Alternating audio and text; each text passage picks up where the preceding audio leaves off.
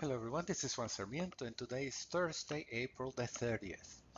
Okay, a couple of days in which the markets went up. I didn't find anything, so nothing to record. But now the market seems to be rolling over and I did get a couple of trades that I will enter now, and they're bearish trades. As for what we have, let's take a look at the account statement and I'm going to go through them, the ones that are winners first of all, so that we decide whether we want to get our profits out of those. And top is the first one. Let's take a look at the chart. Is in the Ichimoku cloud. I'm undecided about that. Let's see what we get. Analyze top. Okay, this is a bullish trade, and I think it's coming to an end, the rally. I said I'm undecided. It doesn't look too bullish, but it doesn't look bearish either. So I think, given the circumstances, this might be a good opportunity to get out of this trade. So I'm going to do just that. So let's get out of that for a credit of 36.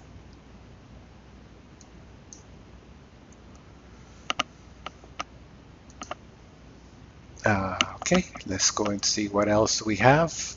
Palo Alto Networks also is a P&L is positive, more than 100%. So let's look at it too. PNW. Okay, in this case, this is a bullish trade, but look how high it is on my cone here. So it's not going to give me much profit if it continues to go up, but if it goes down, we might capitalize on that. Okay, so you would say, let's do a rollover on this one and prolong the trade. Well, no, in fact, this short put 160 is about to expire. Okay, so tomorrow it will disappear, and what we end up with is a put, which is deeply out of the money, and so we call this a lottery ticket. Let's say for whatever reason this market goes down to 150, 140, then suddenly that put becomes valuable. Right now it's probably zero, so let's leave it at that. Let the May 1st 160 put expire worthless, and the 155 stays there as a lottery ticket. It doesn't hurt me in any way. If I were to close it, it would be $0, so it's worthless anyway, so no problem there. Okay, let's move on. Microsoft reported earnings. Let's take a look at the trade. MSFT and MSFT. This was a bearish trade when I transformed it. In this case, we have a short put that would also expire worthless, and then we end up with the May 15 55 put, and again that's another lottery ticket. So there's nothing to be done here. I leave it alone. Over for the year I have $17 profit. No big deal, no nothing. The other two, Akamai and Target, little profit on that. We might take a quick look. As a bearish trade, I'm fine with that. And Target, TJT, another bearish trade. Most of my trades are bearish, and I remind you that you can organize them by creating groups. I have a group called bearish and a group called bullish, and that way I have a quick look. Let's say I want to see what I have on the bullish side, and take a look. Okay, so NTAP and Palo Alto Networks, we already dealt with it, so nothing to do there. DE is one that I'm concerned about because I think the markets are going down. And that's a bullish trade. Let's take a look at the chart. Do I believe that the stock would reverse? Not just yet. So we can wait a couple of days and see what happens with that. Okay. Another thing to look at is this indicator, ITM. This means in the money. That means that an option is about to expire in the money, which means that if I let it be, I end up with stock, short or long, depending on the stock, on the option itself.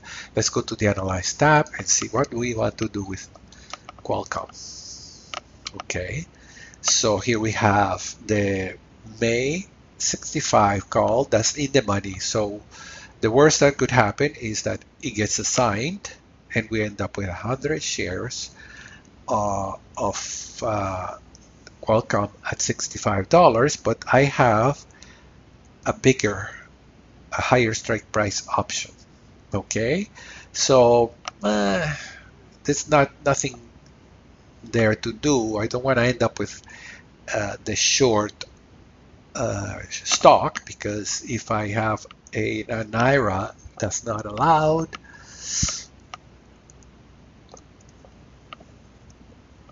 But because it's not in between my two, the price is not in between my two strikes price, I don't have the fear of ending up with short stock and no option to cover it. In this case, I'm covered. So you could let it go, and if the stock drops, then this bearish trade will be more profitable than it is until now.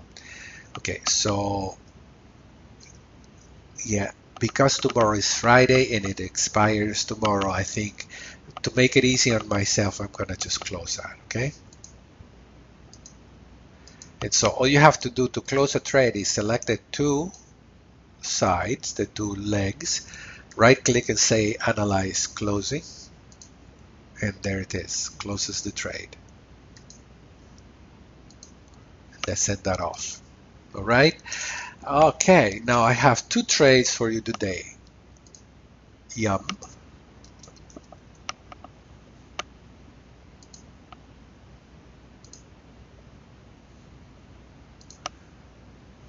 That's one that I want to trade to the downside, of course, and the other is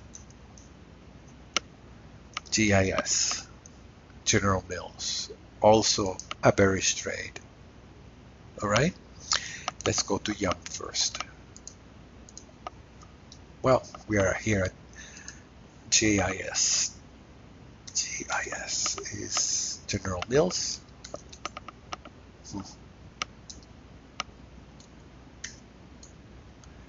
And I'm planning a vertical spread, short the 57.5 put, expiring June 19th.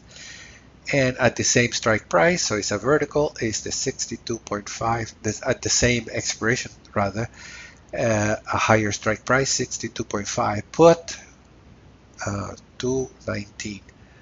And the volatility is higher on the option I'm selling, and I'm betting, I'm risking $438 to make 562. Keep in mind that this is more than 1% of my account.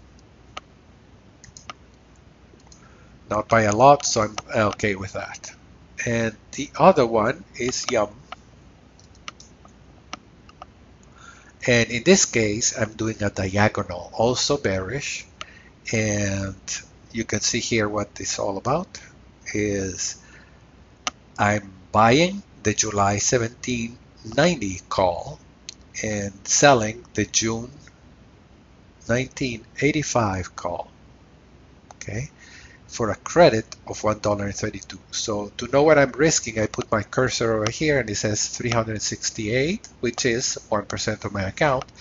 My maximum profit, if I were to land right on the dot here, it will be 274.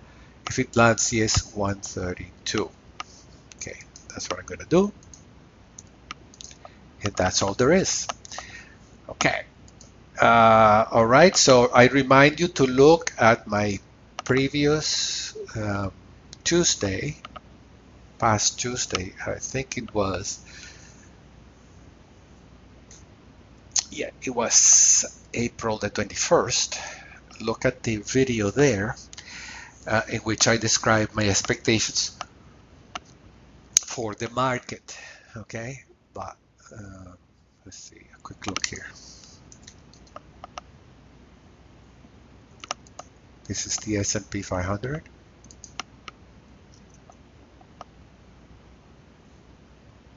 And that's a daily chart. That's not what I was looking for. /ES. Okay, that's not what I was looking for. I think I did the YM. Yeah. Okay, so this is I discussed my trend analysis. And of course, the trend was downward and then it was broke to the upside. Okay, so not a problem. We just modify it slightly. I'm still bearish, but my expectations have changed. And you all you have to do is keep on changing this to the upside.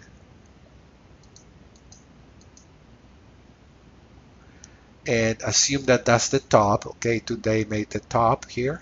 It might not necessarily be so, okay? But for the purpose of this discussion, that's how I'm going to frame it.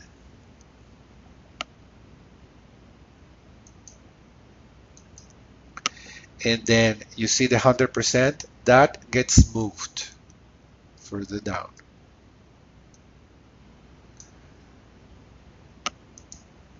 I activate my drawing and then move it over here. So that means that I was looking for the end of May for the bottom to be found. Now I'm talking about June. If this market continues sideways before going down, then my target is moved. It doesn't really matter now, okay? What matters now is, are we finding the top? And I believe we are, okay? But this is my target for the, and that will be, you see the Fibonacci here says 100%.